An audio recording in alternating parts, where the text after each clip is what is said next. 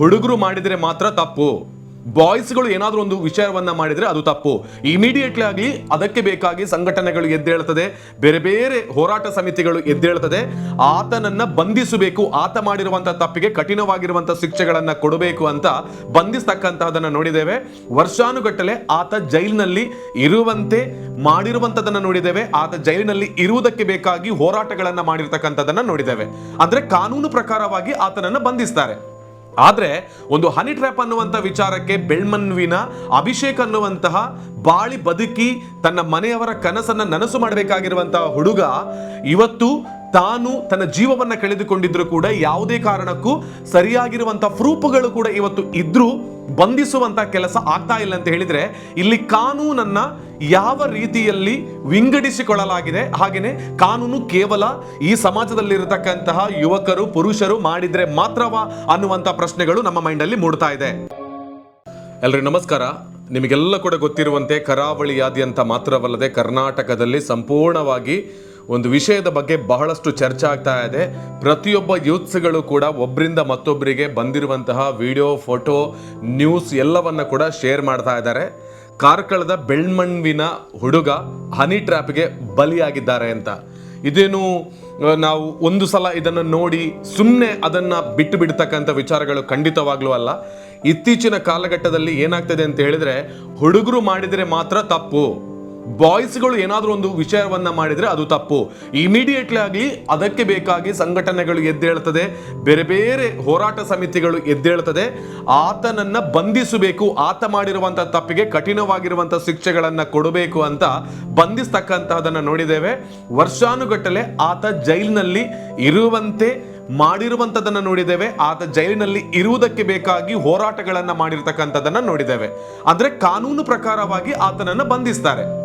ಆದ್ರೆ ಒಂದು honey trap ಅನ್ನುವಂಥ ವಿಚಾರಕ್ಕೆ ಬೆಳ್ಮನ್ವಿನ ಅಭಿಷೇಕ್ ಅನ್ನುವಂತಹ ಬಾಳಿ ಬದುಕಿ ತನ್ನ ಮನೆಯವರ ಕನಸನ್ನ ನನಸು ಮಾಡಬೇಕಾಗಿರುವಂತಹ ಹುಡುಗ ಇವತ್ತು ತಾನು ತನ್ನ ಜೀವವನ್ನ ಕಳೆದುಕೊಂಡಿದ್ರು ಕೂಡ ಯಾವುದೇ ಕಾರಣಕ್ಕೂ ಸರಿಯಾಗಿರುವಂತಹ ಪ್ರೂಫ್ಗಳು ಕೂಡ ಇವತ್ತು ಇದ್ರೂ ಬಂಧಿಸುವಂತ ಕೆಲಸ ಆಗ್ತಾ ಇಲ್ಲ ಅಂತ ಹೇಳಿದ್ರೆ ಇಲ್ಲಿ ಕಾನೂನನ್ನ ಯಾವ ರೀತಿಯಲ್ಲಿ ವಿಂಗಡಿಸಿಕೊಳ್ಳಲಾಗಿದೆ, ಹಾಗೇನೆ ಕಾನೂನು ಕೇವಲ ಈ ಸಮಾಜದಲ್ಲಿರತಕ್ಕಂತಹ ಯುವಕರು ಪುರುಷರು ಮಾಡಿದ್ರೆ ಮಾತ್ರವಾ ಅನ್ನುವಂಥ ಪ್ರಶ್ನೆಗಳು ನಮ್ಮ ಮೈಂಡಲ್ಲಿ ಮೂಡ್ತಾ ಇದೆ.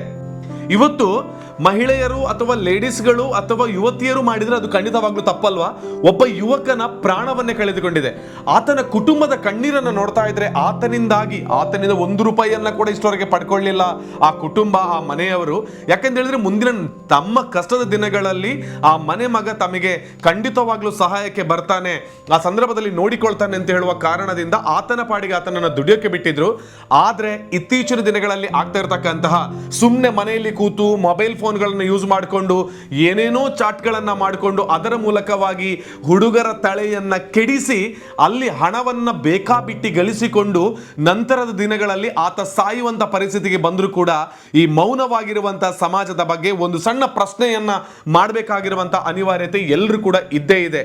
ಇಲ್ಲಿ ಕೇವಲ ಒಂದು ಬಾರಿ ಯುವತಿಯರಿಗೆ ಇಲ್ಲಿ ತೊಂದರೆಗಳು ಆದಾಗ ಮಾತ್ರ ಎದ್ದು ಸಮಾಜವನ್ನ ಸರಿ ಮಾಡ್ತೇವೆ ಅಂತ ಹೇಳಿ ಬರ್ತಕ್ಕಂಥದ್ದು ಮಾತ್ರ ಈ ಕಾಲಘಟ್ಟದಲ್ಲಿ ಇರ್ತಕ್ಕಂತಹದ್ದು ಖಂಡಿತವಾಗ್ಲೂ ಅಲ್ಲ. ಇಲ್ಲಿ 2 ಕೈ ಸೇರಿದ್ರೆ ಮಾತ್ರ ಚಪ್ಪಾಳೆ ಆಗುವಂಥದ್ದು.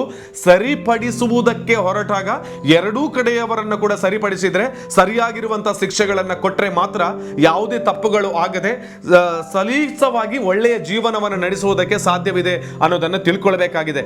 ಇಂತಹ ಯುವತಿಗೆ ಎಲ್ಲಾದ್ರೂ ಇಂಥ ಪ್ರಾಬ್ಲಮ್ಸ್ಗಳು ಆಗ್ತಿದ್ರೆ ಇಡೀ ಸಮಾಜ ಹೇಳ್ತಾ ಇತ್ತು, ಹೋರಾಟಗಳನ್ನ ಖಂಡಿತವಾಗ್ಲೂ ಮಾಡ್ತಾ ಇದ್ರು.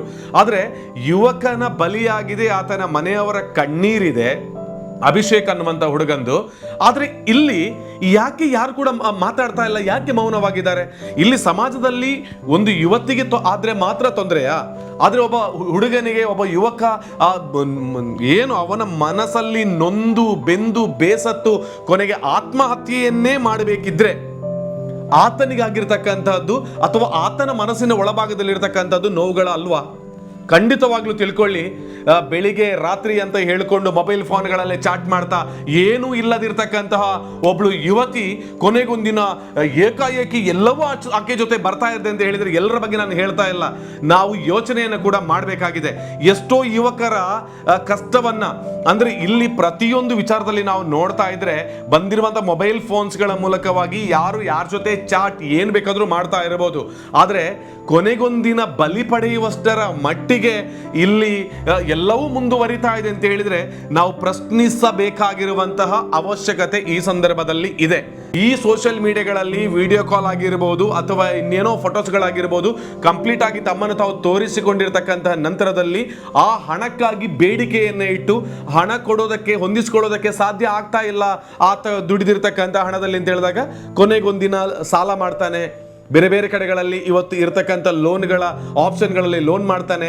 ಅದನ್ನು ಕಟ್ಟುವುದಕ್ಕೆ ರಿಕವರಿ ಅಂದರೆ ಆ ಬ್ಯಾಂಕ್ಗಳಿಗೆ ಅಥವಾ ಇನ್ನು ಯಾವುದಕ್ಕೂ ಕೊಡಲೇಬೇಕಲ್ವಾ, ರಿಕವರಿ ಮಾಡೋಕ್ಕೆ ಆಗದಿದ್ದಾಗ ಆತ ಜೀವವನ್ನು ತೆರ್ತಾನೆ.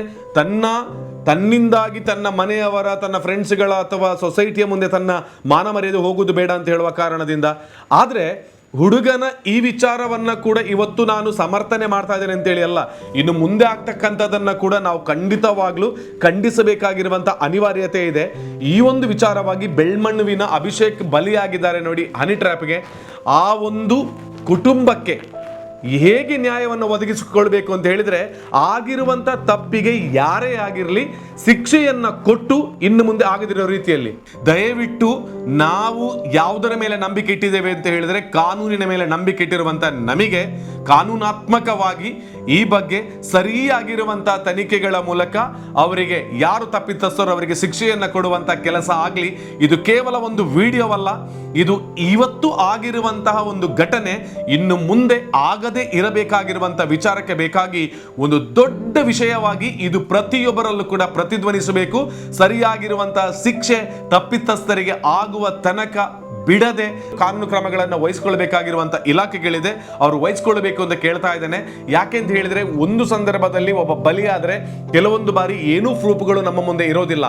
ಆದರೆ ಪ್ರೂಫ್ಗಳು ಇದ್ದ ಸಂದರ್ಭದಲ್ಲಿ ದಯವಿಟ್ಟು ತಾವುಗಳು ಇದರ ಬಗ್ಗೆ ಹೆಚ್ಚಿನ ಗಮನವನ್ನು ವಹಿಸಿ ಈ ಸಮಾಜದಲ್ಲಿ ಬಂದಿರುವಂತಹ ಒಂದು ದೊಡ್ಡ ಭಯಕ್ಕೆ ದಯವಿಟ್ಟು ಶಿಕ್ಷೆಯ ಮೂಲಕ ಆಗಿರುವಂಥ ತಪ್ಪನ್ನ, ಇದು ಎಲ್ಲ ಕಡೆಗಳಿಂದ ಆಗಿರುವಂಥ ತಪ್ಪು ಅಂತಲೇ ನಾನು ಹೇಳ್ತಾ ಇದ್ದೇನೆ. ಈ ಸಂದರ್ಭದಲ್ಲಿ ಇಲ್ಲಿ ಯುವಕರು ಈ ರೀತಿಯ ವಿಚಾರಗಳಲ್ಲಿ ತೊಡಗಿಸಿಕೊಳ್ಳುವುದನ್ನು ಸ್ಟಾಪ್ ಮಾಡಬೇಕು, ಯುವತಿಯರು ಸ್ಟಾಪ್ ಮಾಡಬೇಕು. ಒಟ್ಟಾರೆಯಾಗಿ ಈ ಒಂದು ಹನಿ ಟ್ರ್ಯಾಪ್ ಅನ್ನುವಂಥ ವಿಚಾರ ಬೇರು ಸಮೇತವಾಗಿ ಕಿತ್ತು ಹಾಕುವುದಕ್ಕೆ ನಾವೇ ಬದಲಾದರೆ ಮೊದಲಿಗೆ ಖಂಡಿತವಾಗ್ಲೂ ಸಾಧ್ಯ ಇದೆ. ಆದರೆ ಇಲ್ಲಿ ಬದಲಾಗಬೇಕಾಗಿರುವಂತಹ ವಿಚಾರಕ್ಕೆ ಬೇಕಾಗಿ ಕಾನೂನು ಮೂಲಕವಾಗಿ ದೊಡ್ಡ ಮಟ್ಟದಲ್ಲಿ ಕ್ರಮವನ್ನು ತೆಗೆದುಕೊಳ್ಳಬೇಕು ಅಂತ ಹೇಳುವಂತ ಧ್ವನಿ ನನ್ನ ಕಡೆಯಿಂದ ಈ ಸಂದರ್ಭದಲ್ಲಿ ಹೇಳ್ತಾ ಇದ್ದೇನೆ.